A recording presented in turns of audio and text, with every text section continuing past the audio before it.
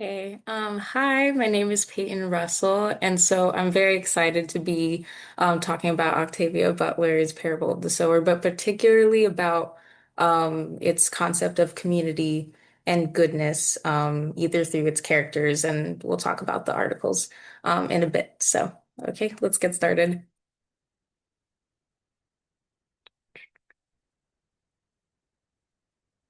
All right, so the first article we'll be talking about is by Nari Jung. And so, what this article sort of focuses on is how empathy can be used as a tool for survival and how integral it is for survival. And so, I feel like it'll be important for later on. So basically, it talks about how empathy can sort of combat against a capitalist society or an individualist society, how it's often very competitive, especially when talking about the story in Parable of the Sower, but then you can make connections to societies, even in the non-fictional world. So in the US, it's a very capitalist mentality where a lot of people can compete and try to come out on top. You find a lot of billionaires, you find a lot of monopolies, and so it could be a very suffocating society, especially against empathy. And in the story, the article does talk about how Keith was an integral example of being individualistic, especially when he leaves Robledo. He sort of is by himself. He doesn't really have a lot of trusted people around him, and so that leads to him facing the consequences and later being brutally murdered. And so it often shows us that being on your own and being an individualist and just kind of going with that, it can kind of be detrimental and not really be great in the long run. And it kind of shows that being in a community is a lot better for us in uh, combating with a capitalist society. And so another point that the article makes is how instead of using language like us or we often go to talking about I or me, myself, and I. And so, being in a capitalist society, it can be a little bit that way of kind of being self-centered, thinking about only yourself and just kind of blocking out everyone else. When in reality, that it doesn't seem like a very proactive way of thinking. But you can often see this in societies today where you just kind of block out everyone and you only think about yourself succeeding instead of uplifting each other. And in the long run, that doesn't really work as a mentality because going about it on your own doesn't help people help you. Because at the end of the day, you can't really support too much when going through things. And so, how I analyze this is that we can often see how empathy and community can heighten in crisis situations or situations of like high stress. We saw this with the COVID-19 pandemic, where we sort of banded together as a community, as a nation, to uplift people, be with each other while grieving for others. And so it was a time where um, everyone sort of didn't really know what the future held. And so that kind of helped us become more of a community as opposed to going about it alone, despite literally being alone at your house. So, another sort of situation that happened recently was the LA fires, and you could see because of the devastation that that caused, people losing their shelter and losing commodities, the entire nation and then on contributed to the donations and sort of providing support for people suffering from those. So I feel like empathy can very much grow and community can grow as well when in situations of high stress, high devastation. And so that can sort of be a pattern that we see coming and going. So yeah. The second article was written by Matthias Nilges. And so this one in particular talked about how community and change are kind of connected to each other. And so let's get into it. So this article definitely talks about how Lauren was a big advocate for embracing change. And in this article, it talks about how chaos and change are kind of interchangeable with each other. Chaos in this type of society sort of explains that the place that Lauren is in and the rest of her people are in is very chaotic, very unpredictable. And so it's often hard for them to adjust to the socioeconomic developments that are happening around them. And sort of embracing change was what Lauren thought was a good way to cope and adjust to the developments and try to help people catch up with the chaotic world that they're kind of living in. And so we do often see that in the story. And then another point that was made that I thought was interesting was how, despite Lauren with Earthseed wanting to create a better world and a different world, it made the point of like a utopia and dystopia, but particularly that utopia isn't really possible. It's kind of like a far off concept to achieve, mostly because it's the depiction of a perfect world. And I feel like what the article was trying to say is that a perfect world isn't really possible because every concept, every ideology has its flaws. Despite being a betterment or an improvement from the past, it still kind of can't really lead to a utopia. So I feel like even with Earthseed being an improvement, it still might not just lead to a utopia, but maybe a different dystopia, and we don't really know. Um, so the article definitely depicted Robledo as a paternalistic society, and we'll get into details about that later. How paternalism is essentially where there's a person as an authority figure with its subordinates or people underneath. And so the authority figure sort of restricts the freedoms of the people under them, but sort of paints it as in the subordinate's best interest.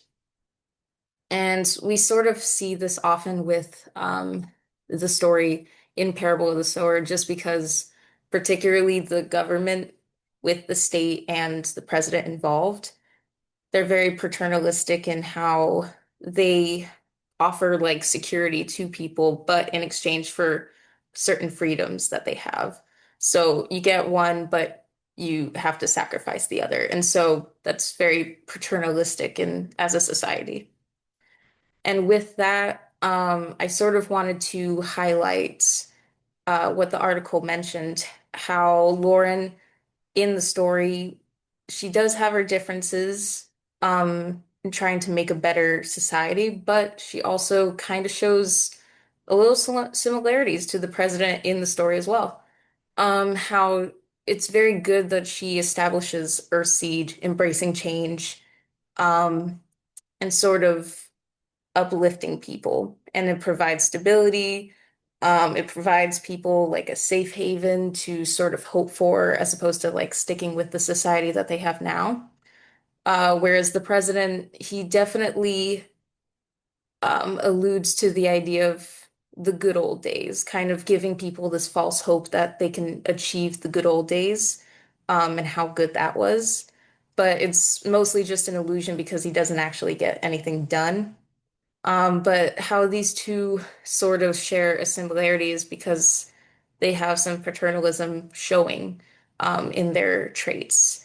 And even if Lauren has good intentions with Earthseed, she still is looking to convert people. Um, she's looking to have more followers in her belief system. And she also is in a position of power as the leader in her community. and an acorn, especially. She definitely is the sole leader in that group, and so she has a certain power over the people and over her followers, kind of controlling the way their decisions lead into. So despite her not meaning to do that, you can still see her trying to kind of have that control over them. So I just thought that was interesting that the article made note of that. So the third article was written by Jerry Phillips, and so this one was very interesting in how it brought up sort of having a fear and othering a group of people. So we'll get into it. So firstly, the article mentions how empathy can be pretty powerful in kind of making the bad or the ill-intended obsolete.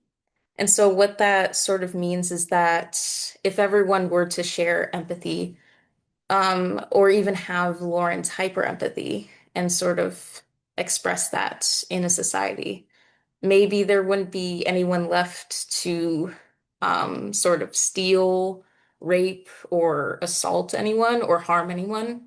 And so I thought that was pretty interesting only because uh, I don't know if it's achievable to that extent. I often see the idea of like with good comes the bad, and you kind of can't live with one without the other.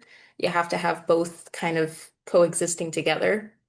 But it is interesting how, what reason would there be to carry out bad actions if everyone was good and shared empathy with each other? So that's pretty interesting point that they made. But leading into the second point that the article focuses on is sort of focusing on genocides, particularly the Holocaust. And so they had a Holocaust scholar called Richard Rubenstein, and he made the very good point of how in the Holocaust, there is this political and social transformation of people into the living dead, as he put it. And so that would sort of make them seem like less than human. And so you saw this in the internment camps when they had shaved heads, they had like very homogeneous clothing. And so this would sort of, I think, take away the grief, take away the guilt, sorry, and shame of the people harming them by portraying them as kind of animalistic in a way. And so Rubinstein sort of said that this was a good indicator of leading to a genocide, where you would see people being othered or being portrayed as something not human. And so you see this often in like US history. I feel like the Japanese were a big victim of this type of propaganda. We often see like posters from back in the day where they would be sort of portrayed as scary, big, animalistic, and like not human. And so that would kind of make the public sort of be okay with the treatment of that group of people. And so in today's standards, you still see that pattern going on even today, particularly with Palestinians and how they're seen as dangerous or thieving and just like not good people. And you sort of have that ideology be an excuse for the treatment of those people. And you also see that with like the ICE raids on immigrants as well, how there's a certain language being used that calls those immigrants like alien immigrants. And so that type of language can be used to as a sort of tool to other that group of people and make it sort of okay to treat them in that way because they're seen as not human or just othered. And so that type of ostracization is commonly seen time and time again. Um, yeah. But I feel like uh, what all of these articles sort of lead into is that community and um, empathy is pretty important with like having goodness be shared around everyone.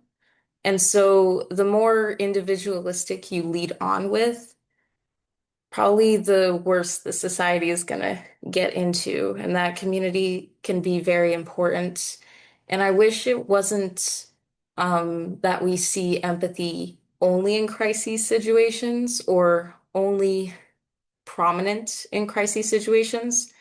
I hope to sort of see that as like a natural response going forward. And so I feel like Parable of the Sower definitely has like the main idea, the main lesson of having empathy and kind of grouping together to get through certain situations and problems together. And so I feel like that is pretty powerful in showing that there is goodness in the world and, I guess to be less pessimistic about moving forward in society. So, this was a very good project.